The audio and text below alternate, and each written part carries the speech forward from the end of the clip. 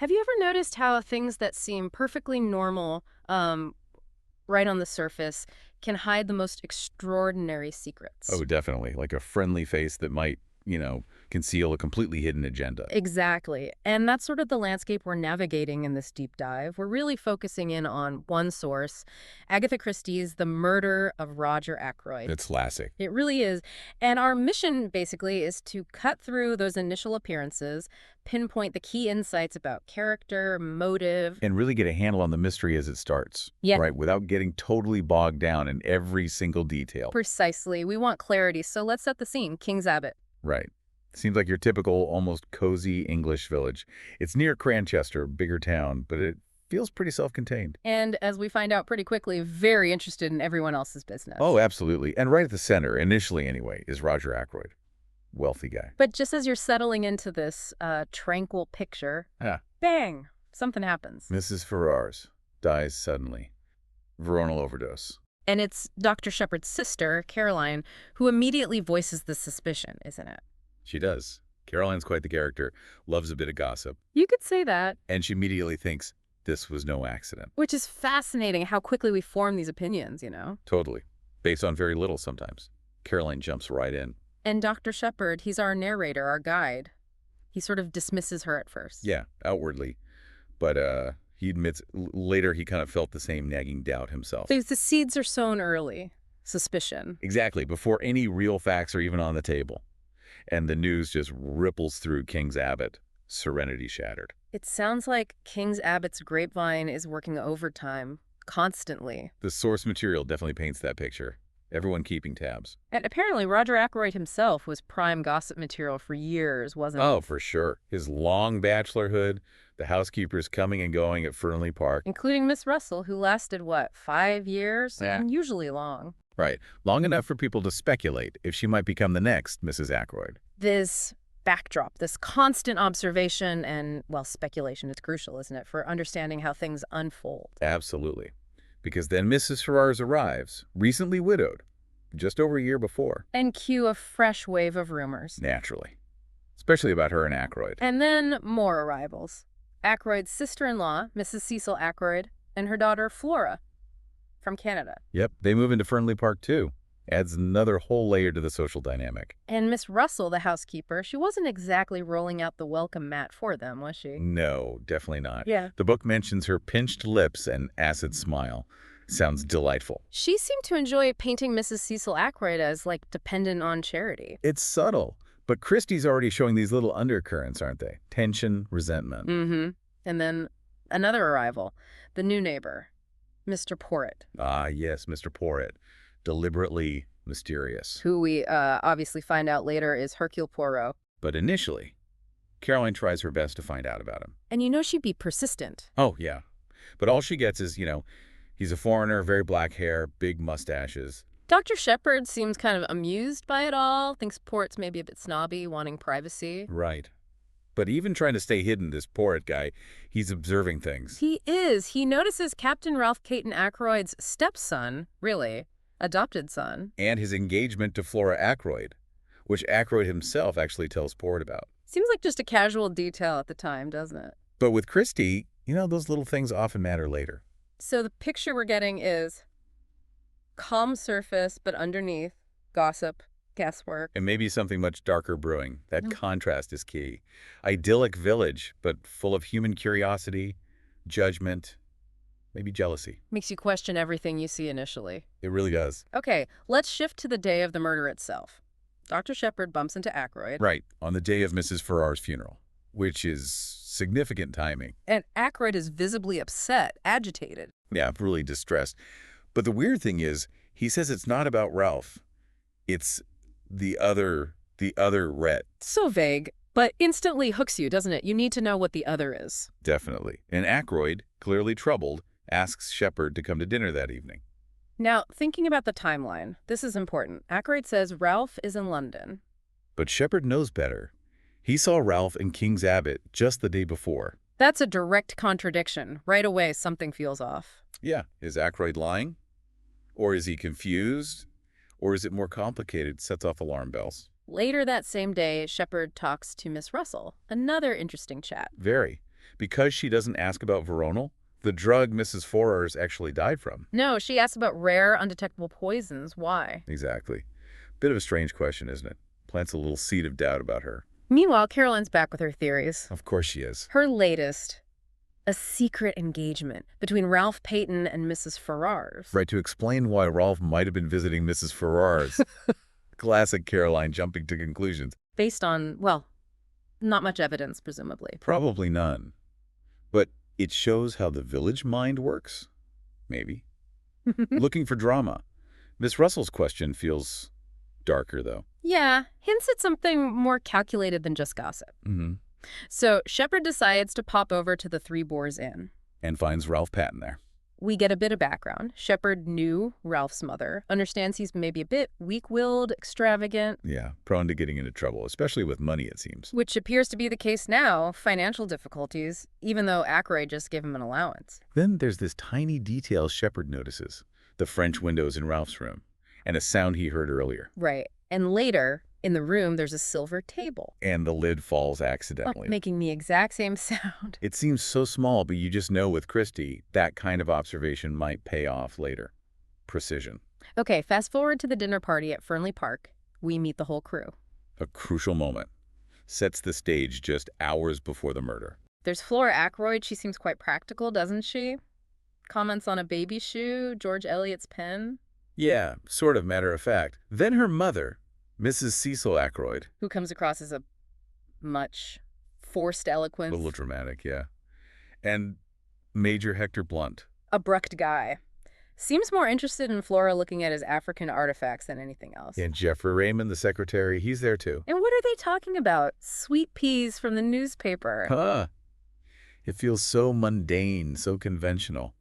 Christie painting that surface picture again. But underneath, who knows? Each person's little interactions, their focus, it all adds up.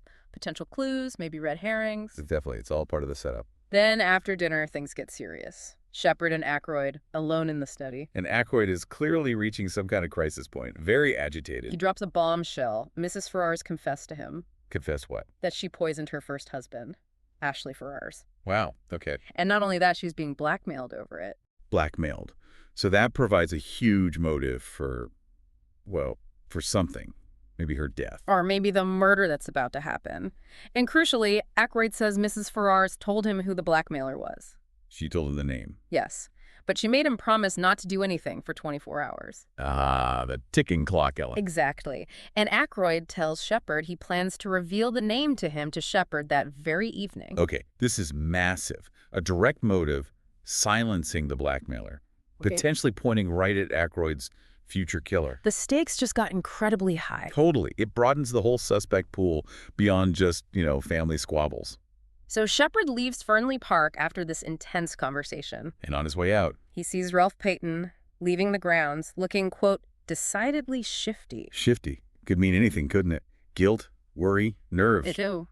Very ambiguous. And then Parker, the butler, pops up with a message. What message? Mr. Ackroyd doesn't want to be disturbed. Ah, isolating Ackroyd. Creates that window of opportunity, doesn't it? It really does. A real sense of foreboding hangs over that moment. And then, later that night. The phone call. Shepard gets a call. Someone says they're Parker. Says they're Parker. And says Mr. Ackroyd has been murdered. Oh my God. So Shepard rushes back. Immediately, back to Fernley, and the scene in the study is grim. How so? Ackroyd, slumped in his chair, stabbed in the back. Stabbed. With what? A dagger. A Tunisian dagger, it turns out, taken from that silver table in the drawing room. The table Shepard noticed in Ralph's room earlier. Or a similar one. No, the one in the drawing room at Fernley, where the guests were. Got it. Okay. And the room. The study door is locked from the inside. Locked room mystery. Classic. The window is open. Interesting. Locked door, open window. And Parker, the butler. He's there, shocked, and vehemently denies making that phone call. So who did make the call? That's another mystery layered on top. Exactly. It's immediately perplexing. Yeah. Then Raymond and Major Blunt arrive. Their reactions. Raymond's horrified. Blunt just flatly states that Roger had no enemies, which seems unlikely now. Yeah, especially given the blackmail revelation Shepard just heard. The first thought is robbery, but Nothing's missing. doesn't look like it, though there are some letters scattered on the floor. So, not robbery. Personal then. The police arrive. Inspector Davis, he starts the initial look around. What does he find? Muddy footprints outside the study window with rubber studs. Okay, that's concrete evidence. Hmm. Points to someone being out there. And confirms the lack of obvious theft. Strengthens the idea that it wasn't about robbery. Right. Shepard then tells the inspector about the stranger he saw earlier. At the gate, around 9 o'clock. The one asking for directions to Fernley. That's the one. And Jeffrey Raymond mentions overhearing something. What did he hear? Just a fragment. Ackroyd talking to someone about money, refusing something. Around 9:30 p.m. So Ackroyd was definitely alive at 9:30. That narrows the window. And the inspector latches onto the stranger, doesn't he, as a likely suspect? Makes sense initially. Look for the outsider. But Parker insists no one came in the front door. So how did the stranger get near the study window? Or was it someone else? Questions piling up. Hmm. And the inspector questions Parker about that do not disturb message too, right? Yeah, it seems like he's noticing maybe Parker's story isn't quite straightforward. And Shepard describes the stranger. Notes the voice seemed disguised. Another odd detail. And fingerprints on the dagger. Found on the hilt. Could Yeah. be crucial. Definitely. Then Shepard remembers something else. The silver table again. In the drawing room, he remembers the lid was shut when he arrived for dinner. But the dagger was taken from it. So someone opened it after Shepard arrived, but before the murder. Seems like it. The inspector picks up on that. And Miss Russell confirms, yes, the dagger usually lived in that silver table. Tying the weapon directly to that room and the people who were in it earlier. It's getting complicated. And then Carolyn drops another bombshell. About Mr. Poirot, Yep. Reveals that their quiet neighbor is none other than the Hercule Poirot. the famous detective. Retired. Apparently, came to King's Abbot about a year ago wanting peace and quiet. Ackroyd knew who he was, but promised to keep it secret. Wow. So the world's greatest detective just happens to be living next door to a murder. Convenient, isn't it? And Caroline, naturally, talks him up big time. Unparalleled skill, etc. So Poirot's entry changes everything. It certainly raises the stakes. And suspicion starts to shift around. Flora's reaction to the murder. Immediately defends Ralph. Vehemently. Interesting. And she asks Shepard about his visit to the Three Boars after the body was found. She's keeping track of him. Why? Good question. Then Poirot arrives on the scene proper, starts his own interviews. Who does he talk to first? Flora and Dr. Shepard. And he's immediately sharp with Shepard, isn't he? Yeah, questions his motive for going to see Ralph that night. Suggests maybe Shepard needed to reassure himself about something. Poirot doesn't miss much. He sees potential hidden agendas right away. He certainly does. He also talks to the official police investigator. Inspector Raglan, is it? Yes, Raglan's taken over from Davis. And Raglan's got his mind made up. Rafutton. Absolutely. Financial problems, he disappeared. The rubber-studded shoes match the prints. Ah, and Raglan found a pair of Ralph's shoes at the Three Boars. He did. For Raglan, it all points straight to Ralph. Case closed, almost. It's the standard police work, isn't it? Follow the obvious clues, the clear motive. Right.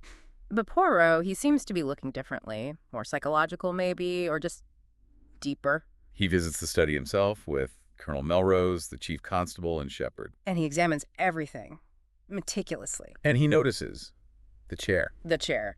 Pulled out from the wall, then pushed back. Seems trivial. But Parker denies moving it. Shepard denies moving it. And Poirot just says, "It is interesting." Classic Poirot. Focusing on the tiny detail others ignore. Why was the chair moved? Who moved it? It becomes this little nagging puzzle. Then they find out about the phone call. A fake Parker call. Yeah. Made from a public call box at King's Abbot Station at 10:15 p.m. 10:15 p.m. And the night train to Liverpool left just minutes later at 10:23. Exactly. Very tight timing. Suggests the caller might have immediately hopped on that train. Or wanted people to think they did. A potential escape route or a deliberate misdirection. Poirot questions Shepard again about seeing the stranger, the timing, the route. Trying to piece together movements. And he asks about other visitors Ackroyd had. Yes. Raymond and Parker mention a young man from a dictaphone company came on Wednesday. A dictaphone. Interesting. Recording conversations?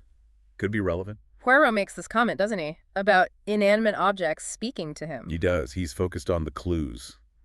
The open window, the locked door, and that moved chair. He disagrees with Raglan's focus on psychoanalysis, prefers his own logic. Methodical.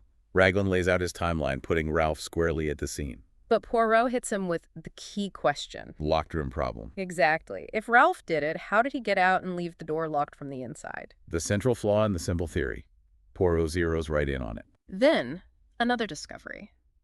Near the summer house, What is it? a piece of fabric, a fragment of starched cambric handkerchief. Starched. And Poirot immediately comments. A good laundry does not starch a handkerchief. Again, the tiny detail. What does it mean? Whose handkerchief? Why starch? We don't know yet, but you know it matters to Poirot. He also questions Major Blunt again. About hearing voices from the terrace. Yeah. Did he hear anything from the study? Blunt says he only went as far as the corner. Sounds evasive. Doesn't sound convincing, does it? Like he's hiding something. Then the will is read. Mr. Hammond, the lawyer. Always dramatic moment. Who gets what? Bequest to Miss Russell, the cook, Geoffrey Raymond, Mrs. Cecil Ackroyd, and Flora. And Mrs. Cecil Ackroyd isn't thrilled with her share compared to Flora's, right? Noticeably disappointed. Adds a potential financial motive or resentment there. What else? Confirmation about money Ackroyd had. He cashed a check for £100 the day before he died. £100. Where was it? Kept it in a collar box in his bedroom, and his bedroom door was locked. So, still no obvious theft, but the money exists and was potentially accessible. And one more thing comes up. A dismissed parlor maid, Ursula Bourne. Why was she dismissed? Supposedly for disarranging papers, but she had good references. Seems odd, bit flimsy. Poirot picks up on that, doesn't he? Immediately. Wants to know the real reason. Remarks she seemed like a nice girl. His intuition again. He senses there's more to that story. And he actually asks Dr. Shepard to do something. What's that? To go visit a Mrs. Folliot and ask about Ursula Bourne. Dig a little deeper. Interesting. So Poirot is actively investigating these other threads, even while telling Shepard he still thinks Ralph is probably guilty, despite his promise to Flora to find the truth. he plays his cards close to his chest, doesn't he? Pursuing all angles. So where does that leave us? We're swirling in questions, aren't we? Absolutely. A whole heap of them. Who was that stranger Shepard saw? What's the deal with the phone call from the station? Why the locked door and the open window? What was the real motive, if not robbery? What about the chair? Why was it moved? And where on earth is Ralph Payton hiding? And why? And maybe the biggest question, what secrets are all these seemingly ordinary people in King's Abbot hiding? Ursula Bourne, Miss Russell, Blunt, Raymond, Flora, Mrs. Cecil, even Parker. It's captivating how Poirot sees significance where others don't. That starched handkerchief, the chair. Tiny details become huge. It really shows you how easily our first assumptions about people, about events, can be completely wrong. The truth is often right there, but hidden by what we think we see. Exactly. Obscured by our own biases. Okay, we have to leave it there for now, but plenty for you to mull over. Think about how easily those first impressions can mislead you. Definitely. Join us next time as we dive deeper into this puzzle, chasing that ultimate aha moment in the murder of Roger Ackroyd.